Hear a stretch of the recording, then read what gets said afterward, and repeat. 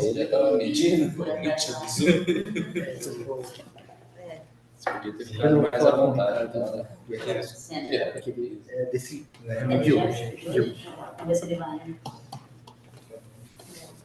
Bom, gente, sabe que quando você vai pesquisar masculinidades, tem bastante coisa escrita. Nossa, deixa eu fechar a janela aqui que começou a chover.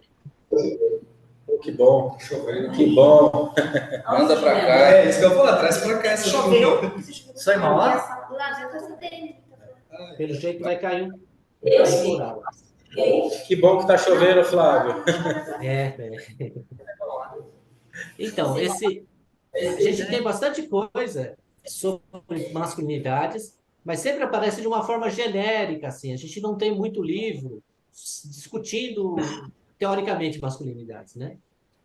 O que a gente tem melhor é esse texto aqui, que é um texto clássico, Os Estudos das Masculinidades, que é da Ryan Connell. Então, a Ryan Connell é uma mulher trans. Quando ela escreveu ainda Masculinité, né, que a gente não tem nem esse livro nem traduzido no Brasil, a gente não tem esse livro, Masculinité. Ela ainda se chamava Robert William Connell. Ela fez... Até, o Ricardo, é interessante que ela vai falar um pouco daquilo que a gente discutiu a semana passada, quando você perguntou qual seria o ideal, né? Qual seria o ideal dos homens, né?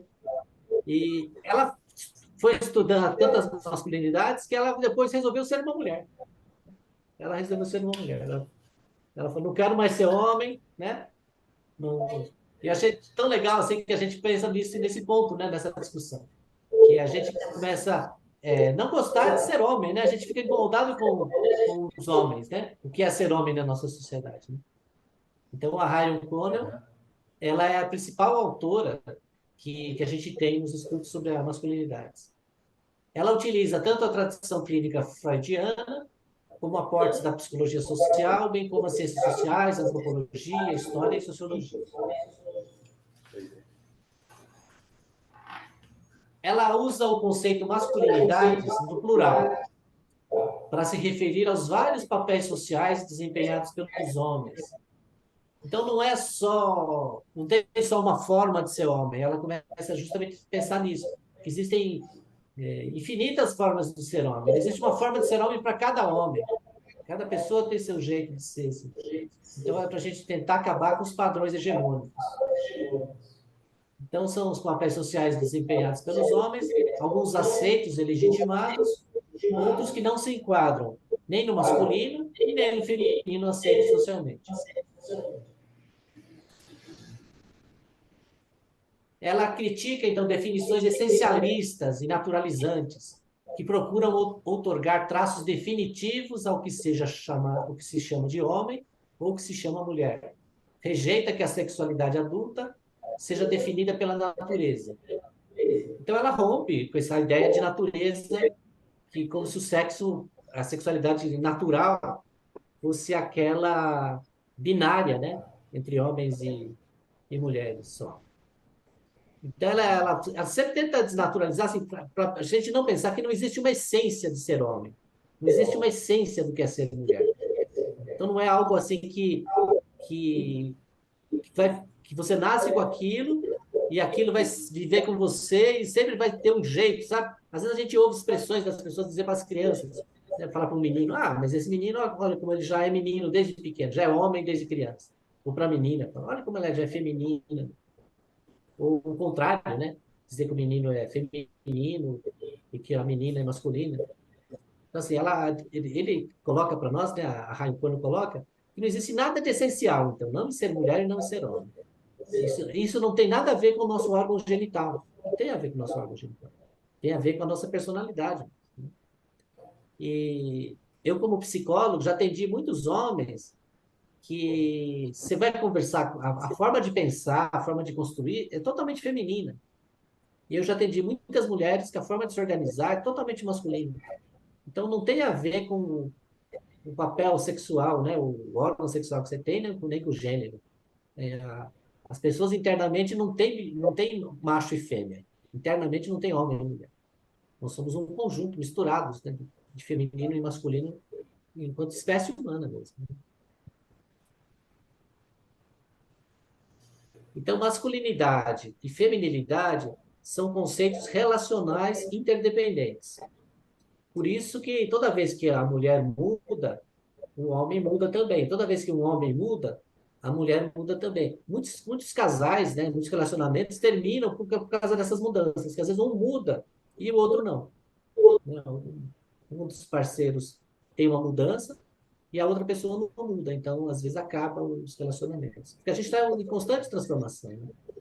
E as mudanças das mulheres afetam diretamente os homens. Então, todas essas mudanças que o feminismo trouxe mudou a forma de ser da sociedade e o comportamento masculino também. Ela coloca também que nós somos construídos socio-historicamente. Então, todas essas teorias que eu trouxe aqui para vocês são teorias que dialogam. E tem um pouco daquilo que a gente falou lá na primeira aula, né? Os pressupostos básicos são muito parecidos. Né? Então, são teorias que convergem. Então, os aspectos masculinos e femininos coexistem em cada homem e cada mulher.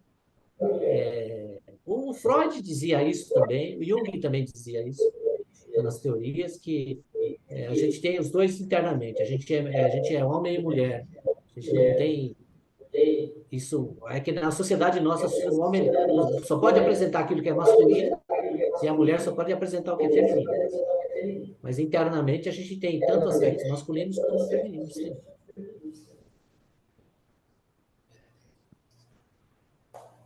Discordando das teorias de papéis sexuais, que diferenciam dois desempenhos, um masculino e um feminino.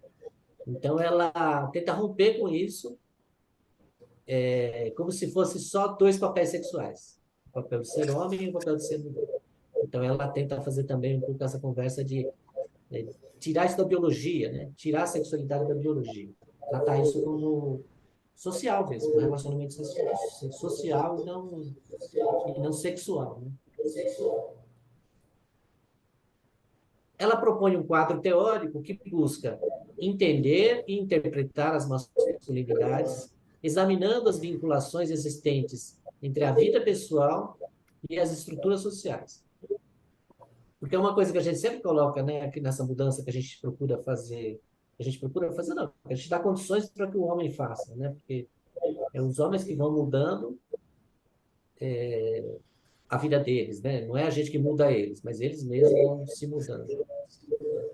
E a gente quer, um dos nossos objetivos, que ele mude as práticas sociais dele.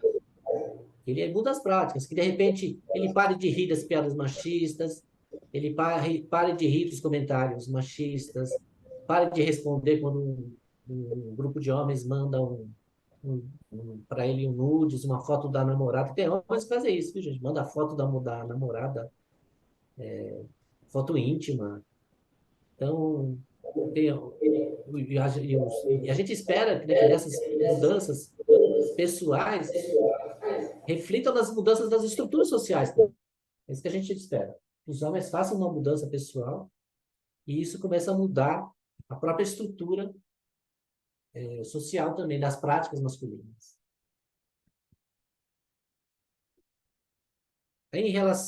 Na questão das relações de poder, a estrutura do poder hierarquizado de homens e mulheres persiste, apesar de toda a resistência feminista e das práticas cotidianas das mulheres. Então, as mulheres já lutam, né, aqui no Brasil mais de 60 anos pela uma resistência ao machismo, mas a estrutura organizada de poder, ela se mantém. A gente pouco, se for olhar, pouco evoluiu a questão de estrutura.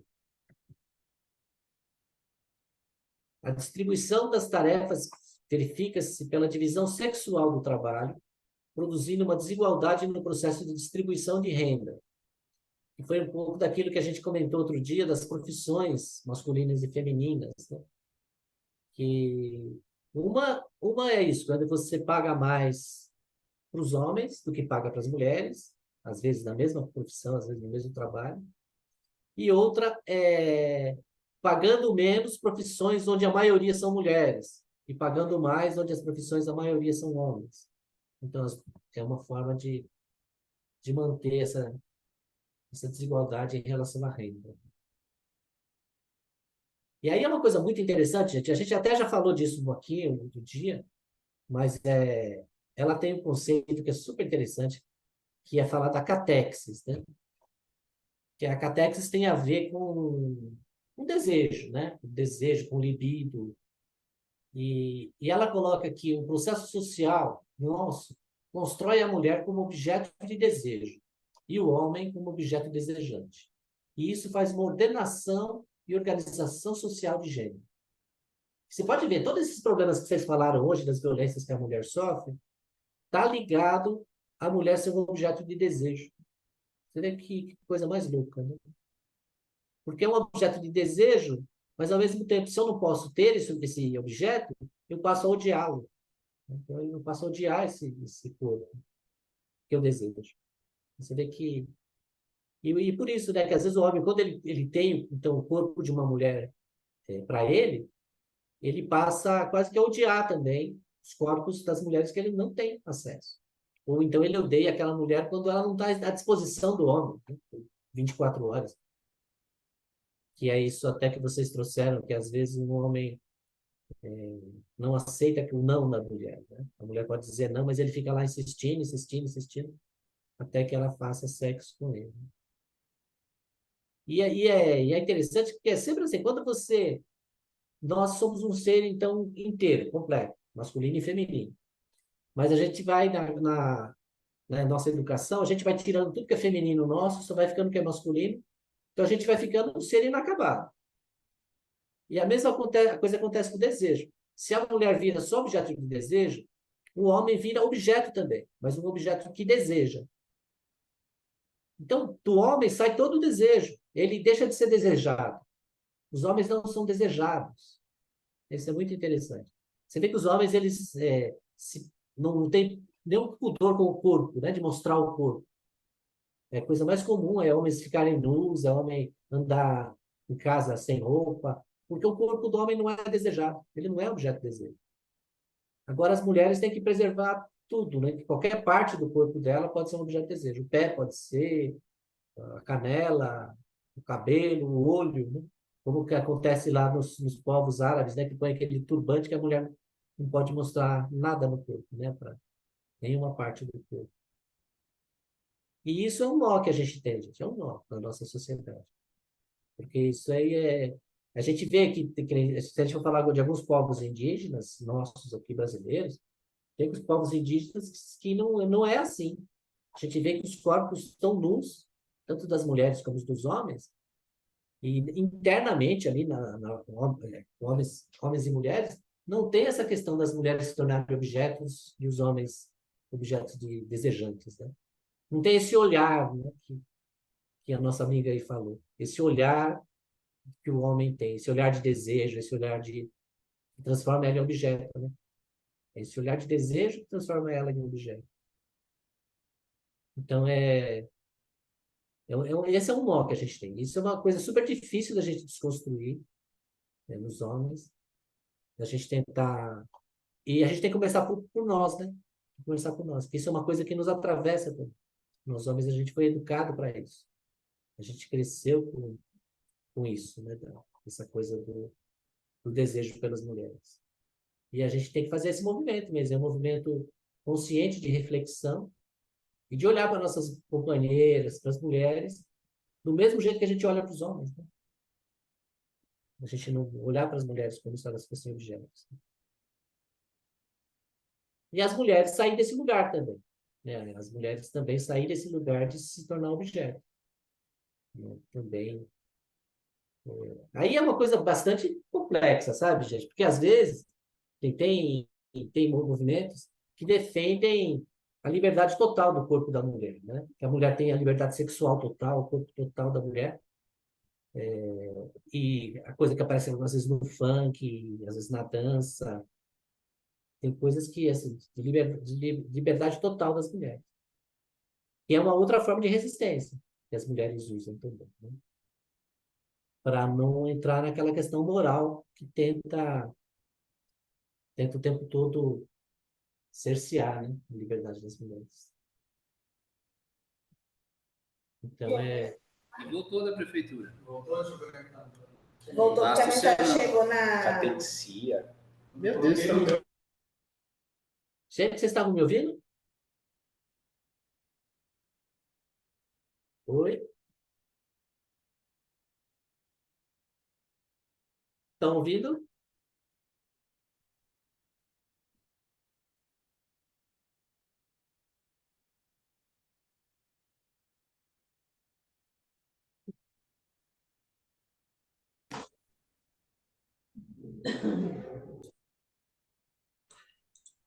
Oi, pessoal. Voltei. Voltou, Doni. Como é que foi o negócio? Eu que caí, como é que foi o negócio? A conexão caiu geral? Não, acho que é a conexão aqui da região, aqui caiu, aqui da prefeitura. Foi? Vocês ouviram até que parte? Eu estou falando aqui faz um tempão. Faz um tempão também que caiu aqui. É. Agora sim. Voltou? Voltou. Voltou aí Gente, também? eu tava falando pro Voltou. Doni aqui. Eu tô falando sozinho aqui faz uma meia hora já. Ó, até onde que vocês ouviram eu falar alguma coisa? Acho que no primeiro Acho que até o slide. segundo slide. Catex, não? Não, vai voltando Aí que aí. a gente sabe. Volta que a gente vai relembrar o. Relações de poder, Eu acho que no Não. 7, Não. no 7 você estava. Você estava no 7. quadro Esse teórico. aí, ó. É, Esse aí, esse aí. Porque eu vou olhando o número que você vai apertando. Aí eu não consigo. Caramba, gente, falando aqui tão bom. Bota aí. Bom, pelo menos pode ser que na gravação apareça, né? Na gravação deve aparecer. É engraçado, né? Porque para mim ficava aparecendo uma telinha aqui, só que eu acho que ela estava congelada, né? Então vamos lá. Então Ninguém se mexe. a Raio, então, a Raio, quando eu coloco, então, ela propõe um quadro teórico que busca entender e interpretar, então, as masculinidades, examinando as vinculações existentes entre a vida pessoal e as estruturas sociais. Então, por isso que no grupo de homens funciona tão legal, porque a gente procura fazer isso o tempo todo, né? A gente está falando de uma pessoa, mas a gente está falando de relações sociais, de estruturas sociais. Então, o grupo de homem ele funciona quase que como uma estrutura ali para buscar essa. Ixi, caiu de novo?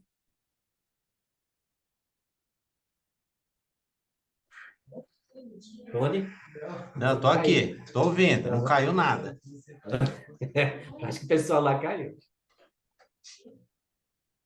Vamos esperar um Mas pouco. eu acho que o pessoal lá caiu, né? É. Aqui está uma chuva, então pode ser que a chuva também está dando essas. É, começou a chover agora aqui. Agora voltou. Estamos de volta. Tá. Eu vou deixar essa tela aberta aqui, porque para eu poder ver que vocês estão aí ou vocês não estão.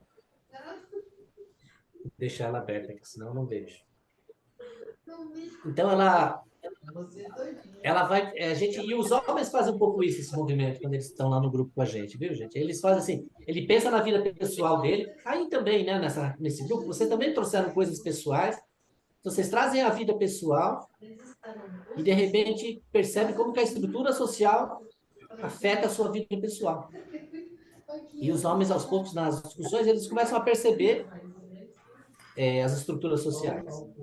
E perceber que a mudança dele também pode provocar uma mudança na estrutura social também.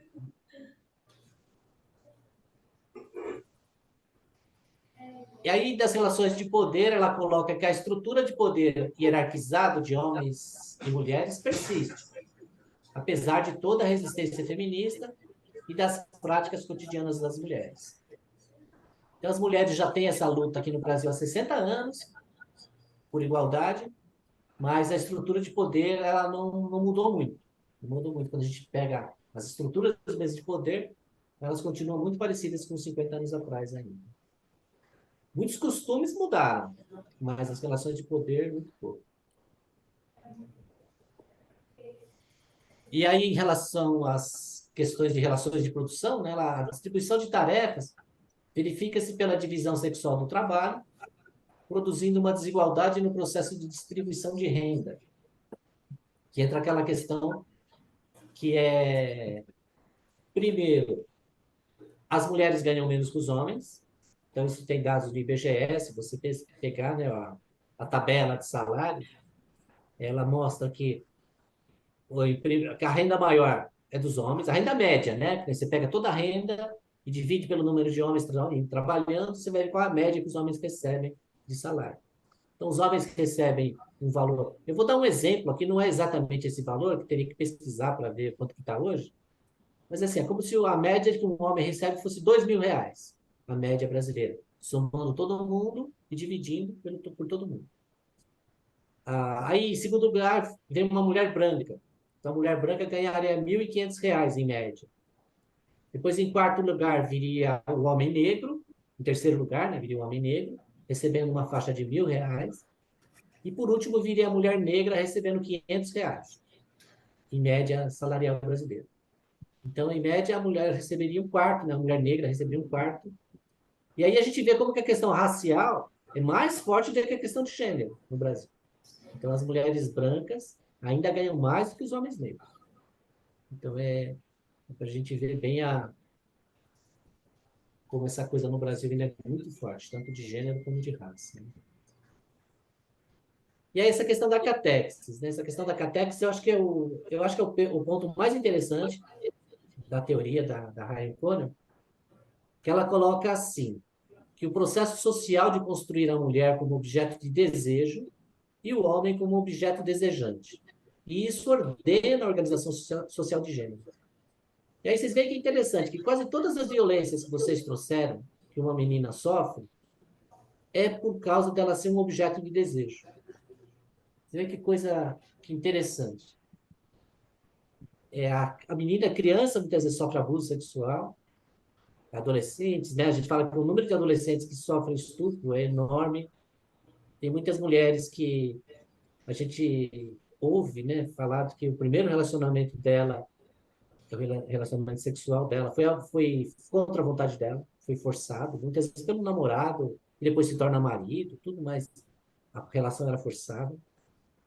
Flávio, Diga, pode falar.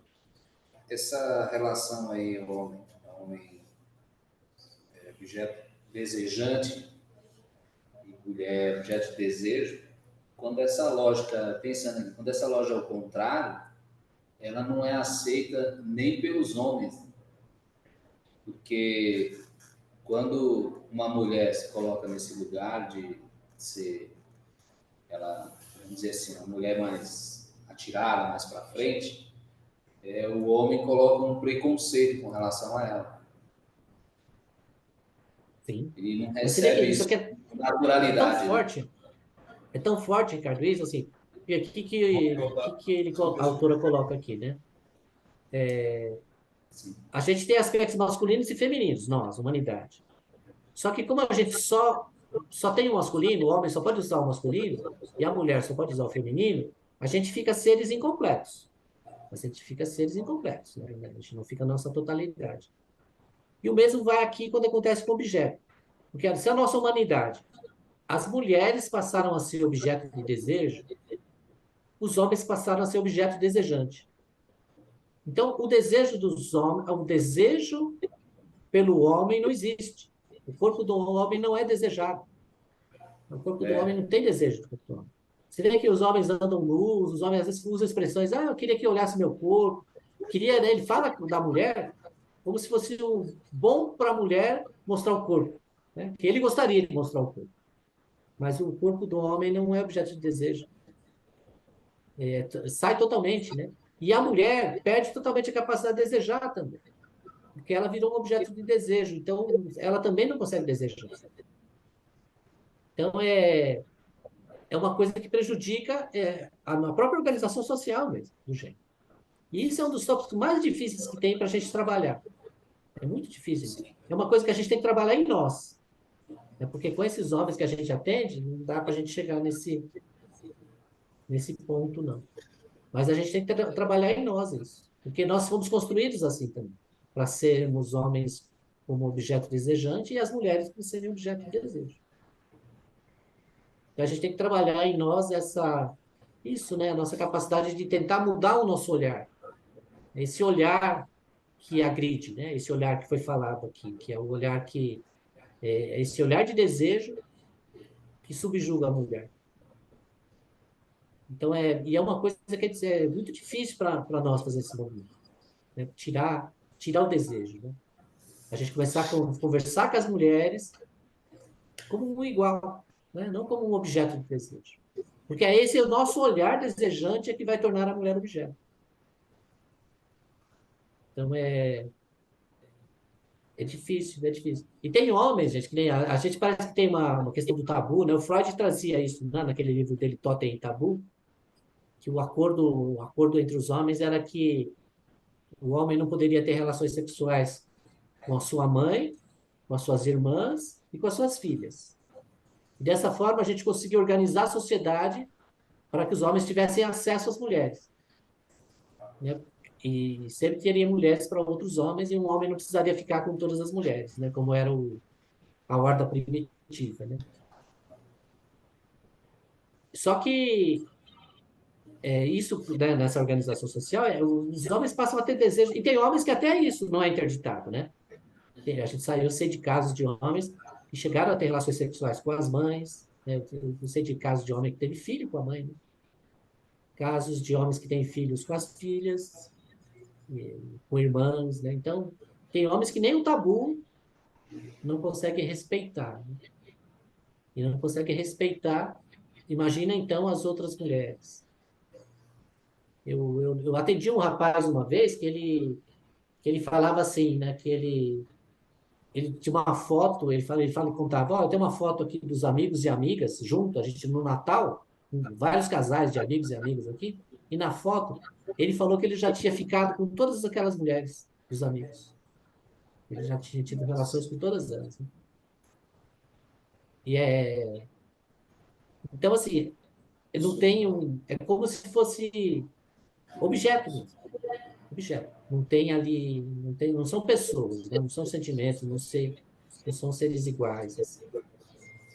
E isso é uma coisa difícil, mas que a gente vai ter que ir desconstruindo de achar estratégias, né? Tem movimentos de mulheres que usam a estratégia de resistência daquilo, da mulher mostrar o corpo, da mulher ficar nua, tem aquela que a gente fala da marcha das vadias, né? É uma forma de ir para o outro lado para quebrar com a moral e a mulher se apropriar do próprio corpo, né? E tem essas outras estratégias que a gente tem que pensar de como sair dessa situação, né? Dos homens voltar, a gente ter um olhar mais humanizado, né? E não esse olhar desejante, né?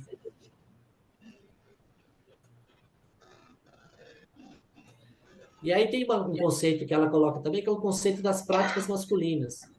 Então, o sentido de que estas constroem padrões de masculinidades, ordenações de gênero nas sociedades ocidentais. Então, tem duas coisas assim que é preciso distinguir. Existem práticas machistas e existem discursos machistas. E às vezes, eu lembro uma vez de dois amigos, e a gente estava numa festa de aniversário, assim, e um deles chamou para fumar lá fora, queria ir fumar, e eu e esse outro amigo fomos lá junto com ele para fumar lá fora. Então, fomos lá fora com ele, a fazer companhia para ele. E aí foi só nós três ficarmos sozinhos, longe das famílias. Um fez uma piada machista e o outro fez outra piada machista.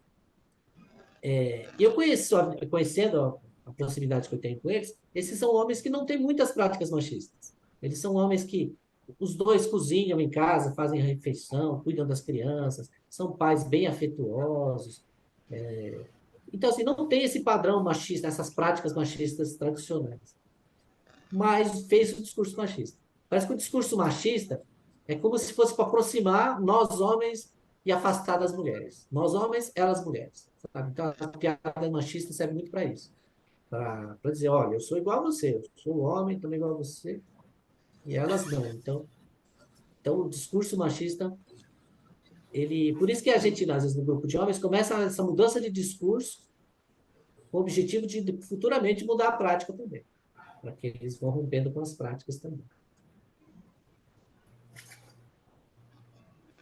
E ela usa aquele conceito de hegemonia. Então, se refere a uma configuração de gênero construída no contexto sociohistórico, que incorpora argumentos que, produzidos e legitimados pelo patriarcado, garante posição de dominantes aos homens e subordinação às mulheres. Então, esse é o padrão hegemônico que a gente usa nessa expressão. Que é esse padrão hegemônico que é o modelo machista. Esse padrão hegemônico que seria né? Quem seria esse padrão machista? Seriam homens brancos, heterossexuais, que moram no hemisfério norte. Então, seria esse o padrão. Essa seria a hegemonia. E esse modelo hegemônico, ele tenta se descer toda a pirâmide, né, pirâmide de homens, para que ele seja um exemplo.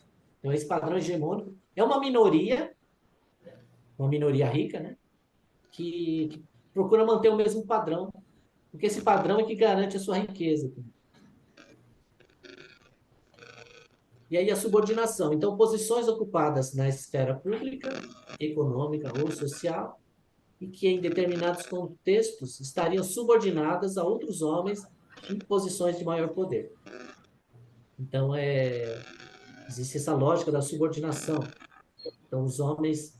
Tem aquilo que, às vezes, os homens são muito obedientes a outros homens. Então, um homem no exército, ele é muito obediente à cadeia de comando, né? O sargento, o coronel, o general. Ou dentro de uma faculdade, os professores, o diretor, ou dentro de uma empresa. Então, são essa hierarquia que pode subordinar alguns homens e dar poder para outros. E aí, essa cumplicidade, então, entre os homens, que se refere à identificação dos homens com os modelos hegemônicos, mesmo sem usufruir dos mesmos privilégios que aqueles, mas que em outras situações podem se beneficiar do poder legitimado. Então, a gente não tem o mesmo poder que aquele homem branco, europeu, rico, heterossexual, que vive lá na Inglaterra. Mas a gente acha que, em algum momento, aquele modelo de poder pode nos beneficiar aqui, de repente, na nossa casa, na nossa rua, do jeito que as pessoas olham para nós. Né? Então, a gente meio que legitima esse poder para se beneficiar dele também. E aí a marginalização, que se configura em grupos que, devido a alguma característica social, ficam subordinados a outros grupos dominantes. Que aí a gente poderia colocar o homem negro, que era bem interessante. A gente não vai conseguir fazer essa discussão aqui entre a gente, mas a questão da masculinidade negra, né? Tem um autor que chama Fanon, que o Fanon coloca bem assim, que um homem negro, na nossa sociedade brasileira, não é um homem. Ele não é um homem. Ele não detém os mesmos privilégios. Ele pode ter um privilégio em relação à mulher negra, mas ele não tem os mesmos privilégios que os homens brancos têm na nossa sociedade. Então, era preciso falar. E era preciso falar também, né, mesmo o Victor, para a gente pensar na masculinidade oriental. Também tem grupos que discutem isso também. Que é esse modelo europeu, ele também traz uma série de estigmas também para pessoas de outras aparências, né? Outras aparências, como os orientais, os asiáticos, os africanos, né? Tem vários países que também sofrem por causa desse modelo hegemônico também. E aí tem outros grupos, tem grupos dos ex-presidiários, que são discriminados, subordinados, os grupos de homens gays, de homens trans, ou de homens bêbados, ou de loucos, né? São grupos de homens que são discriminados também, que vão entrando nessa hierarquia.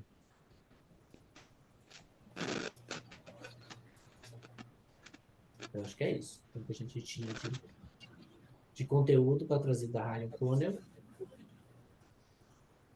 E agora vamos abrir um pouco o debate. Tem mais algumas mensagens aqui. Foi o pessoal caindo e voltando. Mas vamos abrir para a gente falar um pouquinho. Hoje estou feliz.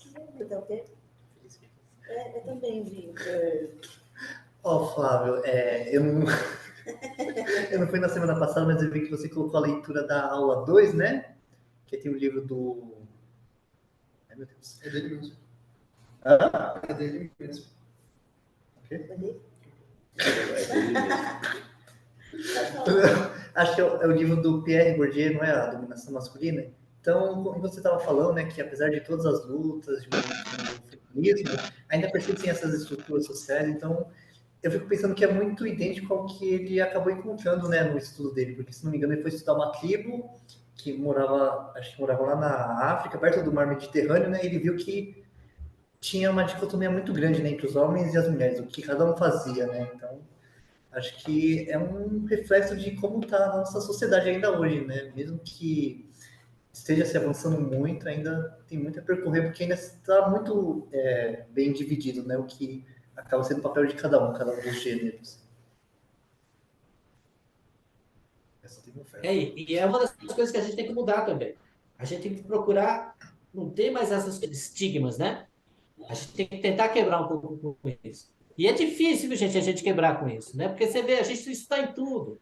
Isso está no cabelo que a gente usa, o tamanho do cabelo, está na roupa que a gente usa, está na aparência, na barba, ou na forma, no jeito de falar. Isso é tão demarcado que a gente não consegue sair, não é fácil sair disso. A gente vê, às vezes, alguns homens que conseguem, né, sair desse modelo. Eu já vi que agora tem alguns homens que aparecem com unhas pintadas, ou com batom, ou com brincos, né, ou roupas diferentes. Então, são homens que tentam, mas são estigmatizados. Eles sofrem preconceito dentro da sociedade. E mulheres também. Tem mulheres também que usam também roupas mais assim, mais extravagantes, mais livres, né? Mas também sofrem também a discriminação também. O nome daquele pessoal usa para não secar, esqueci o nome. Não sei se é hidratante. Não, eu tô falando esse exemplo porque...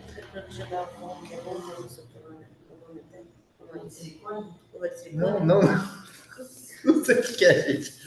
Não, eu tô falando, Flávio, que eu tenho um exemplo, né, disso, de como é difícil, às vezes, você modificar as práticas, porque, por exemplo, eu lembro que eu estava no colégio e aí tinha um menino que se arrumava mais e tudo mais, aí ele chegou assim em mim e falou: nossa, sua mão tá tão ressecada, você não pode usar um hidratante. Acho que era hidratante.